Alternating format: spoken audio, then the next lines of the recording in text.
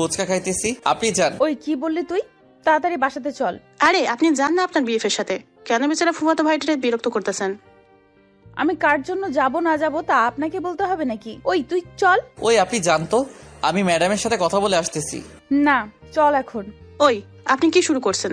ভুলে যাবেন না আমি ওর বস, আমি যেটা চাই ও সেটাই করবে। ওই আপনি চুপ থাকেন। আপনিও ভুলে যাবেন না আমি ওর বউ। না কিছু না, ওই তুই চল। এই বলে আমার হাত টেনে চলে আসতে লাগলো। আমি তো কিছুই বুঝতে পারতেছি না, হাতটা এমনভাবে ধরছে যে আমি ছুটতে পারতেছি না। কি হচ্ছে, আমার হাত ছাড়েন। ছাড়তেছি, তুই বাসাতে চল আগে। চলেন। তারপর ওনাকে বাসাতে নিয়ে আসতে লাগলাম। বুঝলাম না কি হলো, হঠাৎ জিগাইবো কি হয়েছে। জিজ্ঞাসা করি, কি হয়েছে আপনার? রাকিবের সাথে ঝগড়া হয়েছে নাকি? কি তুই ভাবলি কি করে রাকিবের সাথে ঝগড়া হইব আমার? তাইলে এমন করতেছেন কেন? কেমন করতেছি? আমাকে এইভাবেই নিয়ে আসলেন কেন? শরীরটা ভালো লাগতেছে না তাই। কেন, কি হয়েছে আপনার? শরীর বেশি খারাপ লাগতেছে? হয়েছে, আর ন্যাকামো করা লাগবো না, বাইক থামা, এসে পড়ছি। রাতে খাওয়ার পর আমার রুমে বসে মোবাইল টিপছি, তখন তোর রাতে শীত করে ফ্লোরে থাকতে তাই। করে তো। এখন কাটা গায়ে লবণ ছিটা দিতে আইছেন? ওই তুই উল্টা পাল্টা কথা বলিস কেন? উচিত বললে উল্টাপাল্টা কথা, আর এমন আল্লাহ দেখাইতেছে মনে হয় ওনার সাথে থাকতে দিবে। কি তুই আমার সাথে থাকবি? হাসেন কেন, আজাইরা ঘুমান। তখনই অর্পিতার ফোন আসছে। জানু বলো। ডিনার করছি, তুমি করছো? এই তো শুয়ে আছি। আরো অনেক কথা বলতে লাগলো। তখনই আমার ফোনটাও বেজে উঠলো। দেখি মনি ফোন দিছে। হ্যালো মনি, বলো। ডিনার করছো? তুমি করছো? এই তো শুয়ে আছি, তুমি কি করো? এই তো তোমার কথা ভাবি। এই কথা শুনে তো ভ্যাবাচাকা খেয়ে গেলাম। আমার কথা ভাবো মানে? তুমি বুঝবে না বোকারাম, কি দিয়ে খাইছো সেটা বলো। খেয়েছি। ওর সাথে আরো অনেক কথা বলতে লাগলাম। হঠাৎ আমার হাত থেকে ফোনটা কেড়ে নিল। ওই কি হলো, আপনি আমার ফোন নিছেন কেন? তুই ফোন দিয়ে কার সাথে রঙে ঢঙে এত কথা বলিস? কেন, মনি ম্যাডামের সাথে। ফোন দেন আমার। না দিব না, তুই ঘুমা, সকালে তাড়াতাড়ি উঠতে হবে। তা নিয়ে আপনাকে ভাবতে হবে না, আমার মোবাইল দেন। না দিব না। আমার মোবাইল দিতে বলছি। তুই যদি আর একবার ফোনটা দিতে বলিস, একটা আছাড় দিয়ে মোবাইলটা ভেঙে ফেলবো। আমি আর কিছু বললাম না। আচ্ছা বুঝলাম না, মেয়েটা এমন করতেছে কেন? সকালে ঘুম থেকে উঠে নামাজ পড়ে হাঁটাহাঁটি করে নাস্তা করে বাহিরে দাঁড়িয়ে থাকলাম অর্পিতার জন্য। বাহ, এটা তো দেখি একটা পরী আসতেছে। আমি তো পুরাই ওয়াও। কেমন লাগতেছে আমাকে? জানি না, রাকিবকে জিজ্ঞাসা করেন কেমন লাগতেছে। তারই তো জিগাইবো, আর তুই কিভাবে জানবি? তুই কি ভালো মন্দ বুঝিস? জানি না, চলেন। সুযোগ পাইলে অপমান করতে শুরু করে দেয়। কি?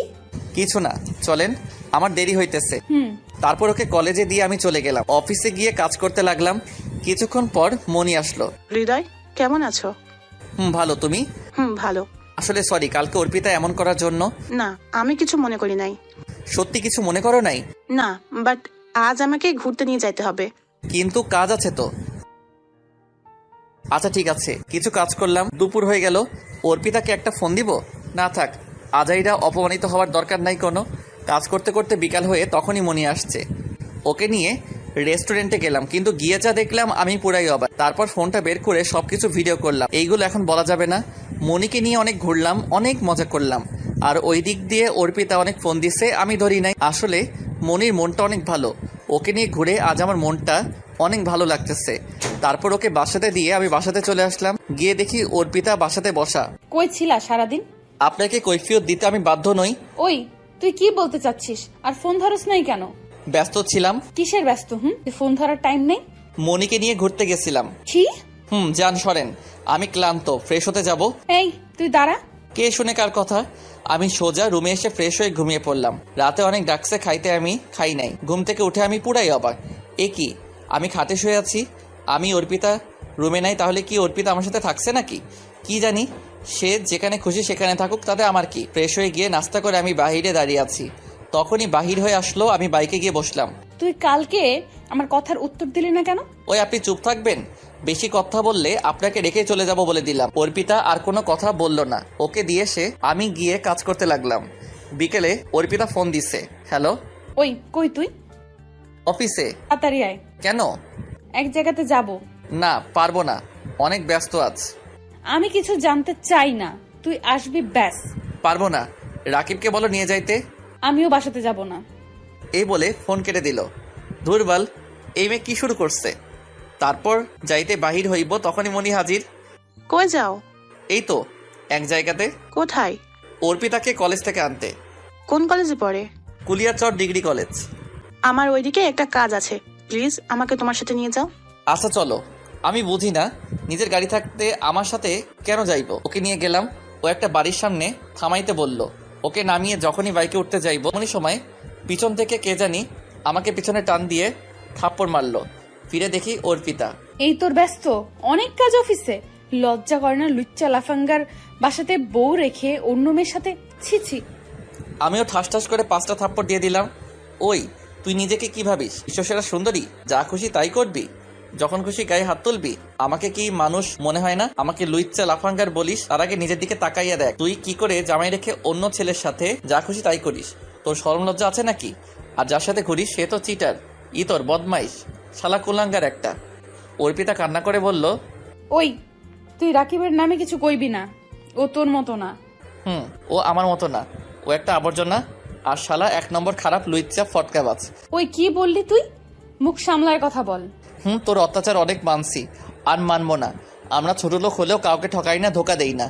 তোরে আবার ধোকা দিলাম কিভাবে? বিয়ের পর থেকে তুই একটা দিন ভালোভাবে কথা বলেছিস? স্বামীর হক আদায় করছস? সারাক্ষণ তো অন্য পুরুষ নিয়ে ব্যস্ত ছিলি। আসছে আমার স্বামী রে। তোদের মতো বড় লোক না নিশ্চয়ই, কিন্তু কাউকে ধোকা দেই না। এই দেখ তোর আদরের বিএফের কাজ। কই দেখি। তারপর ওকে ভিডিওটা দেখাইলাম। ভিডিওটা ছিল এমন। আচ্ছা জানো, তুমি কি সত্যি অর্পিতাকে ভালোবাসো? আরে না, ওকে আমি ভালোবাসবো কেন? ওর থেকে শুধু প্রতিশোধ নেওয়ার আছে আমার, অনেক কঠিন প্রতিশোধ। এমন ভাবে নেব। কিসের প্রতিশোধ জান?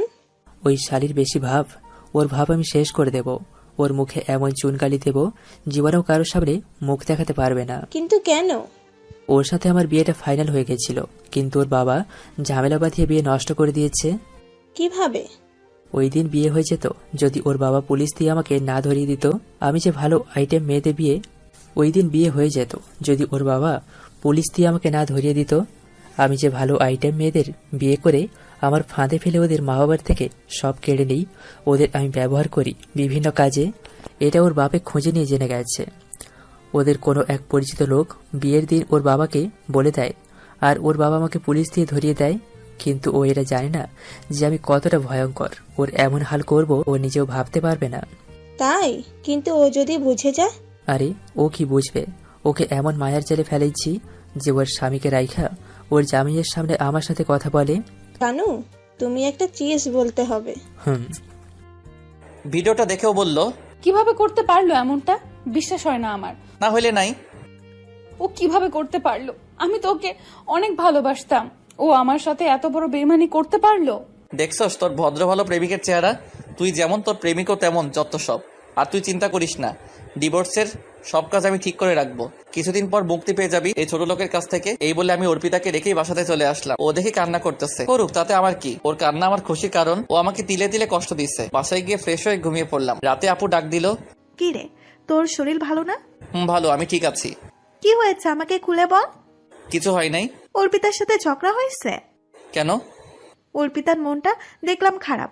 আচ্ছা নিচে আই খাইতে। চলো। তারপর নিচে গেলাম, গিয়ে দেখি অর্পিতা বসে আছে খাবার টেবিলে। আমি যাওয়া মাত্র আমার দিকে এক দৃষ্টিতে চেয়ে আছে। আমার দিকে অর্পিতা আমি খেয়াল করলাম। তারপর খেয়ে উপরে এসে আছি, তখনই। আমি জানি তোমার সাথে অনেক অন্যায় করছি। তো এখন কি হয়েছে? তুমি আমার সাথে খাটে ঘুমাও, তোমার অনেক কষ্ট হয় নিচে থাকতে। হয়েছে, আপনার ন্যাকামো করা লাগবো না। আর বেশি কথা না বলে শুয়ে পড়েন। আপনি চলে গেলে কিছুদিন পর আমি এমনিতেই খাটে থাকবো। আরে আসো। লুইচ্চা লাফাঙ্গার আবার কিছু করে ফেলবে আপনাকে, পরে রাকিবকে কি জবাব দিবেন? সো বেশি কথা না বলে ঘুমান। তারপর মনি ফোন দিল, ওর সাথে কথা বলতে লাগলাম, অনেক কথা বলতে লাগলাম। অর্পিতাকে দেখিয়ে দেখিয়ে আমি জানি ও হালকা কান্না করতেছে, করুক, এ তো মাত্র শুরু। ওর জন্য এখন আমার আর কোনো ভালোবাসা নেই, ওর জন্য শুধু ঘৃণা আর ধিক্কার আছে। মনির সাথে কথা বলতে বলতে কখন যে ঘুমিয়ে পড়লাম। সকালে ঘুম ভাঙলো চোখের উপর পানি পড়ে। চেয়ে দেখি আমার চোখের সামনে এক জলপরি দাঁড়িয়ে আছে, তার ভেজা চুল থেকে পানি দিতেছে। তখন আমি উঠেই ঠাস। আপনার সাহস কিভাবে হয় আমার ঘুম ভাঙানোর? তোমার তো অফিস টাইম হয়ে যাইতেছে, তাই তো পানি দিতেছি। ওই চুপ, তোরে কি আমি বলছি পানি দিতে? আমার অফিস, আমি বুঝবো, আপনার বোঝার দরকার নেই। এই বলে আমি ফ্রেশ হয়ে গিয়ে নাস্তা করে নিচে দাঁড়িয়ে থাকলাম। ও আসার পর বাইকে উঠে বলল, চলো। অর্পিতা আর কিছু বলে নাই, করুণ ভাবে শুধু তাকিয়ে আছে। ওকে কলেজে নামাইতেছি তখনই। আরে দোস্ত, কেমন আছিস? ভালো, তুই কেমন আছিস? ভালো। তা এখানে তুই? এই তো এখানে একটা জব নিছি। ও আচ্ছা, তাইলে তো আছি সেইখানেই।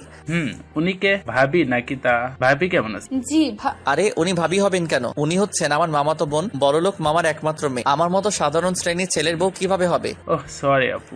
আচ্ছা শোন, আমার দেরি হয়ে যাইতেছে, পরে কথা হবে, বাই। বাই। তারপর ওকে কলেজে দিয়ে আমি চলে আসলাম অফিসে। শুভ সকাল হৃদয়। শুভ সকাল। কেমন আছো? ভালো, তুমি? ভালো। নাস্তা করেছো? তুমি? তারপর আমার কেবিনে এসে কাজ করতে লাগলাম। দুপুর হয়ে গেছে কাজ করতে করতে, তখনই অর্পিতার ফোন আসছে। বলেন। লাঞ্চ করছো? এই তো মাত্র মনির সাথে করে আসলাম। কি করো? সেটা আপনাকে বলতে হবে না, আমার কাজ আছে ভাই। তখন মনি আসলো, ওর সাথে গেলাম লাঞ্চ করতে। আবার কাজ করতে করতে বিকেল হয়ে গেল। হ্যালো, আমি দাঁড়িয়ে আছি, তুমি আসো না কেন? আসতে পারবো না, মনিকে নিয়ে ঘুরতে যাইবো, আপনি চলে যান। এই বলে ফোনটা কেটে দিলাম। মনিকে নিয়ে ঘুরতে গেলাম, ঘুরে রাতে বাসাতে গেলাম। যাওয়া মাত্রই আম্মু বলল, ফ্রেশ হয়ে আয়। রুমে গিয়ে দেখে অর্পিতা বসে আছে। যাওয়া মাত্রই, তুমি এসে গেছো? দেখতেই তো পাচ্ছেন।